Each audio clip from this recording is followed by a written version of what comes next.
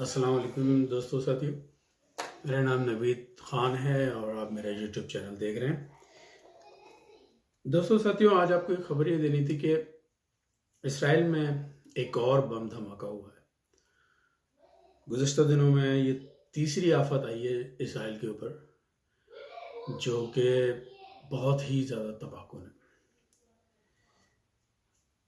وہ میں آپ کو بتاؤں، اسرائیل نے ایک ان کا انٹرنیشنل ایئرپورٹ ہے، اس کا نام ہے بن گورین۔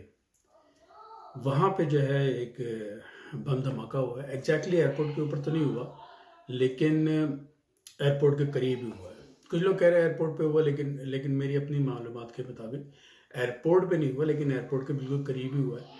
تو جس کی وجہ سے انہوں نے پورا ایئرپورٹ کا علاقہ خالی کرا لیا ہے، ایئرپورٹ پورا خالی کرا لیا ہے، اور ابھی وہاں پہ کوئی ایکٹیویٹیز نہیں ہو رہی ہیں۔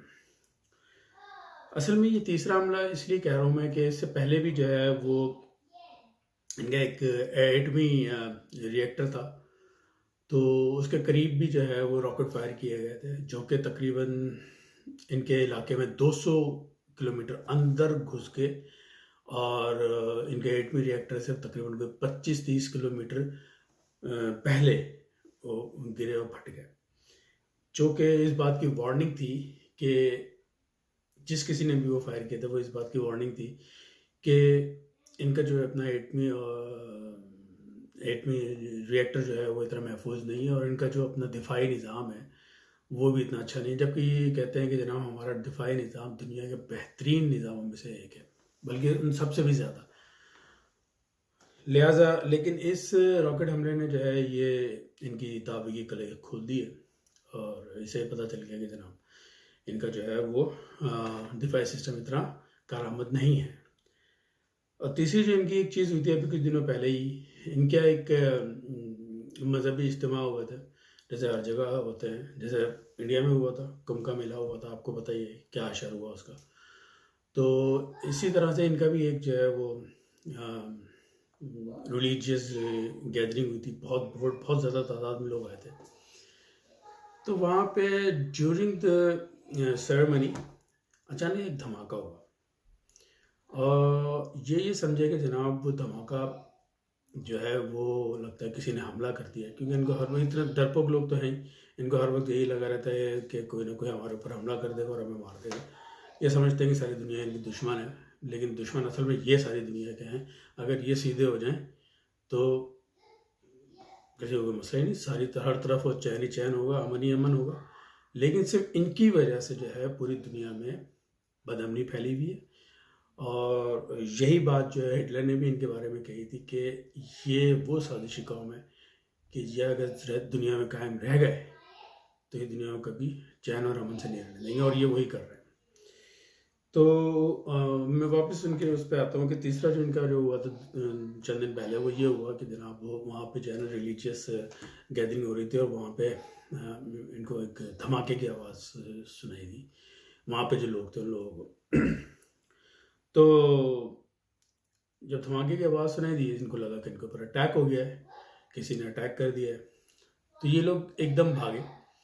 اور آف کورس کہ جب اتنی زیادہ بڑی تعداد میں لوگ ہوتے ہیں تو وہ جو ہے بس بدحواسوں کی طرف سے دوڑ رہے ہوتے ہیں، لائک اسٹیمپیڈ۔ تو اس سے کیا ہوتا ہے کہ ہر کوئی تو اتنی تیزی سے نہیں دوڑ پاتا، بوڑھے تو بوڑھے جوان لوگ بھی جو ہے وہ اتنی تیز نہیں دوڑ پاتے، وہ بہت سے لوگ گر جاتے ہیں، اور جو گر جاتے ہیں پھر ان کو اٹھنے کا موقع نہیں ملتا، ان کے اوپر سے لوگ جو ہے پھر وہ جانا شروع ہو جاتے ہیں، اور اس کا نتیجہ یہ نکلتا ہے کہ جو ایک دفعہ گرا وہ گیا، مر گیا۔ لہٰذا بہت بری حالت ہو گئی تھی۔ تو ایک تو میں نے آپ کو بتایا کہ ان کا ایٹمی ری ایکٹر پہ حملہ ہوا، دوسرا میں نے آپ کو یہ اسٹیمپیڈ کا بتایا، یہ بھگدڑ جو مچی، تیسرا میں نے آپ کو یہ بتایا کہ ان کا ایئرپورٹ کے بن گورین ایئرپورٹ ہے، انٹرنیشنل ایئرپورٹ، اس کے قریب جو ہے بم دھماکہ ہوا۔ یہ لوگ جو ہیں اس وقت بہت زیادہ پریشان ہیں، اور ان کو سمجھ نہیں آ رہی ہے کہ آخر کو یہ حملے کر کون رہے ہیں۔ یہ کبھی ایران کی طرف دیکھتے ہیں تو کبھی حزب اللہ کی طرف دیکھتے ہیں، کیونکہ اگر آپ ان کی آپ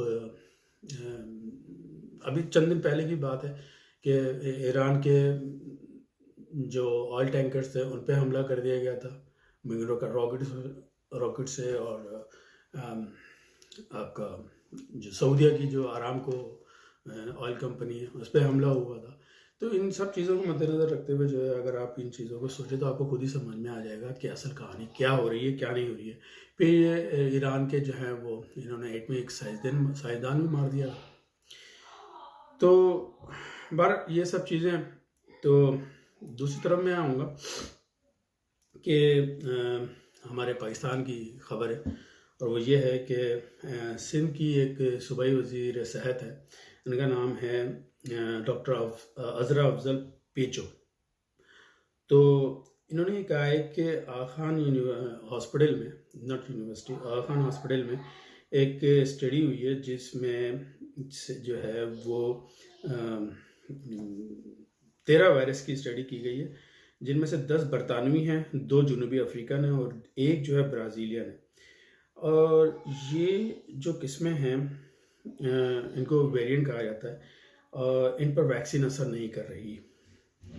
یعنی اس قسم کے جو وائرس ہیں کرونا کے، جو برطانیہ سے آئے ہیں، جنوبی افریقہ سے آئے ہیں، اور آپ کا جو ہے برازیل سے آئے ہیں، تو ان کے اوپر ویکسین کام نہیں کر رہی. لیکن اس کا مطلب یہ نہیں ہے کہ جو ویکسین آپ کو لگائی جا رہی ہے وہ بالکل ہی کسی کام کی نہیں ہے اور وہ آپ نہ لگائیں. نہیں، بالکل وہ آپ لگائیں، لازمی لگوائیں. بلکہ وہ اس لیے کہ وہ ویکسین ایٹ لیسٹ اس والے وائرس پہ تو کام کر رہی ہے نا جو پہلے کا تھا. تو میں آپ لوگوں سے یہی گزارش کروں گا کہ پلیز ایسا نہ کریں اور احتیاط ضرور کریں، اور اپنے پیاروں کی جانوں کی حفاظت بھی کریں. اچھا، تو تیسری جو میرے پاس خبر ایک اور آئی تھی وہ یہ تھی کہ جیسا کہ میں نے آپ کو اپنی پچھلی ویڈیو میں بتایا تھا کہ انڈیا کے میڈیا تو سارے آپ کو معلوم ہے گودی میڈیا ہے. تو یہ جو ہے میڈیا کے کچھ لوگ ایسے ہیں جو بہت ہی زیادہ اپنی حد سے ہی پار کر چکے ہیں، حد سے زیادہ آگے نکل چکے ہیں. تو ان میں سے ایک اینکر تھا، اس کا نام تھا روہت سدانا، جس کا ابھی چند دنوں پہلے انتقال ہو چکا ہے. تو باقی ایک اور اسی طرح کا اینکر ہے، اس کا نام ہے وکاس شرما، اور یہ ایک پروگرام کیا کرتا تھا کہ اس کا نام تھا یہ بھارت کی بات ہے. اس طرح کا پروگرام کرتا تھا. اور ہوا یہ کہ یہ بھی کرونا کا مرض اس کو ہو گیا، اور یہ اس کی وجہ سے یہ جان سے چلا گیا. یہ بھی انہی اینکروں میں سے تھا جو کہ مسلمانوں سے اور اسلام سے بہت زیادہ نفرت کرتے تھے اور بہت زیادہ زہر جو ہے اگلا کرتے تھے.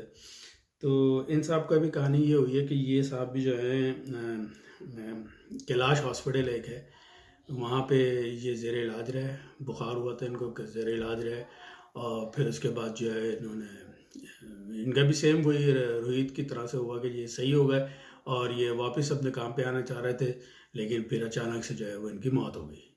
لہٰذا کہنے کی بات یہ ہے کہ قدرت دیکھیں کس طریقے سے اپنا انتقام لیتی ہے. ہم کو چاہیے کہ ہم بس صبر کریں اور لوگوں کی جو ہے نا خیر عافیت کی دعا کریں. اور جو لوگ جو ہیں وہ مسلمانوں کے خلاف باتیں کرتے ہیں تو کوشش یہ کرنی چاہیے کہ اللہ تعالیٰ ان کو ہدایت دے. تو یہیں پر ہی میں بس اپنی ویڈیو کا اختتام کرتا ہوں. اگر آپ لوگوں کو میری ویڈیو پسند آئی ہے تو اسے سبسکرائب کریں اور اسے لائک کریں، اپنے دوستوں کے ساتھ شیئر ضرور کریں. اوکے، اللہ حافظ.